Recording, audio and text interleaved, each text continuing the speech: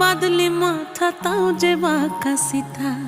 মেদিনীপুরে রায়না চিরন বাঁকুড়ার ওই ফিতা, আর যতন করে বাঁধলি মাথা তাও যে বাঁকা সিথা।